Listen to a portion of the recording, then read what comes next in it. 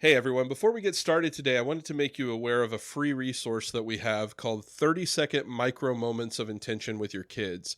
This is a list of quick and easy things that you can do to have meaningful connection with your kids in 30 seconds or less. You can get that by going to our website at parentsmakingtime.com/free resource. Go there today so that you can start building lasting memories one micro moment at a time. As we were preparing for this episode, I started to think about the moments from my own childhood that still stand out. The memories that still stand out to me the most aren't the big picture perfect moments. They're the long car rides to visit family, singing along together to John Denver and the Carpenters, or the Saturday afternoons spent picking beans as a family in the backyard garden, or the not so quiet evenings gathered around the table playing games of Uno with my parents and 5 siblings. Those moments didn't feel extraordinary at the time, but they became core memories. Today on Parents Making Time, we're sharing 3 easy ways to create core memories with your family. Simple, intentional moments that don't require more time, more money, just more presence. This is Parents Making Time, the show that helps busy parents put family first without burning out. We're Anthony and Jennifer Craker. We don't just give parenting tips, we help you become the parent you want to be. When I was growing up, our family lived in Cape May, New Jersey for several years. One of the things I remember most about that time is my mom taking us to the beach during the summer and how much I loved the sounds of the ocean, the salty air, the seagulls flying overhead, building sand castles in the grainy sand, and the waves crashing on me as I played in the water. I loved the beach as a kid. I also remember that sometimes on the weekends, we would go to the boardwalk in Wildwood, New Jersey, which was one of my favorite things to do. We'd often go to the pier, and you could pay a few dollars to get a book of tickets that would allow you to ride the roller coasters and the rides. I actually rode my first loop-de-loop roller coaster there. We'd get soft serve ice cream and just enjoy the night air out on the boardwalk. Those are some of my favorite memories from my childhood. Those are fun memories, and I love that they're simple. I think the mistake that we as parents make is we put all of our efforts into the big moments, and we forget those smaller ones, or sometimes we just give up altogether on trying. Yeah, and I think we do that because we believe that the things that we need to plan need to be big or expensive or really special or really different in order to matter to create those core memories. And when we do that, we start feeling disconnected from each other because we're not making those efforts as a family. We're not living a full family life. We're there together in our home, but we're individually coexisting instead of having experiences that really bring us together and connect us. There are 3 things that you can do to create core memories that we've learned over the years. And the first is to do something different. The second is to do something the same or create a tradition. And the third is to explore a new place. And we're going to talk about each of these 3. So the first one, do something different or out of the ordinary. We have a great example of this from a few years ago when all of our kids were still in the house. And we are not a camping family, not by any means. Jennifer didn't grow up camping. I didn't grow up camping. So camping is not something that we had ever done as a family with our own children. But we decided one time that we were going to go camping. And we purposely decided to go camping not too far from home, just in case it was a total disaster. And we wanted it to be an authentic camping experience. So we had tents. We had 2 tents, from what I recall, one for you and the girls and one for me and Ethan. And we went out to the campsite and we set up the tents and we brought all sorts of stuff with us, food, and probably much more than we actually needed to go camping for one night. This was a one-night camping trip. One night, 20 minutes away. Yeah. Yeah, just 20 minutes away from the house. And we roasted marshmallows that night. And as we were sitting around roasting marshmallows, we had a bunch of raccoons start approaching our little campsite. And it was scary. There was a picnic table there. So Jen and the kids got up on the picnic table and I had my, what do you call it? The roasting fork or yeah, whatever. The fork that I was using to roast the marshmallows. And I was like shoving that towards the raccoons, trying to get them to back away. The funny part of that, though, is what you didn't say is there was still a marshmallow on the fork, and Right. so it was like almost taunting the raccoons. Yeah, it was really funny. Yeah. Anyway, eventually the raccoons left and we promptly got in our tents and zipped them up and spent the night and then got up the next morning and went home. It wasn't a total disaster. We did actually make it through the night camping, but it was maybe not what people think of when they talk about going camping. Nevertheless, that became a core memory for our family, and it's something we still talk about, we still laugh about. The kids ended up having a great time doing it. We never went camping after that because we're just not campers, but we still talk about that trip today. Do you remember when we got home, Natalie actually drew a picture of you with your fork and the raccoons, and it said something like "Dad, the Raccoon Hunter," Yeah. and you hung it on your wall, and I'm sure we probably still have that somewhere.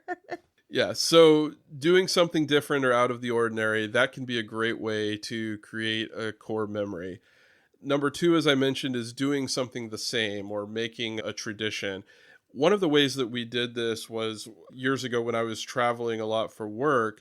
We would sometimes bring the whole family with me. And this was a really inexpensive way to go on a little trip. Now, we live in Florida, in Orlando, Florida. And so when you live in Central Florida, you're 2 to 4 hours away from a short vacation in any direction. And so I would drive all over the state and oftentimes have to stay the night because I'd have court multiple days in a row or whatever. And especially during the summertime, Jen and the kids would load up with me in the van and we'd go and take a short trip. And one of our favorite places to go was down near Fort Myers, Florida. That's in the southwestern part of the state. There's an island called Sanibel Island. And I would have hearings in Fort Myers, Florida.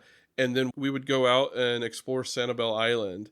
And it was a really inexpensive way, and most of my travel costs were covered, including hotel, because this was for work, and it was just a neat way. And so that kind of became a little bit of a tradition, especially during the summertime over the years, where we'd all go together with Dad on a work trip. One of the things I loved about those trips, especially the ones to Sanibel, is they were so easy because we chose the things that we did the first time and then we just repeated them. So there was no question about what we were going to do. We knew that we would spend the evening at the Fort Myers beach, and then the next day we'd get up and we'd go out to the island and we'd go to a very specific spot, and we'd then have ice cream for lunch and go maybe over by the lighthouse and then head home.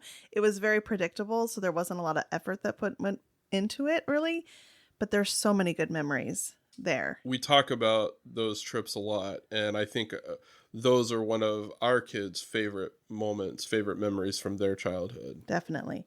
So the last one is to go explore someplace new.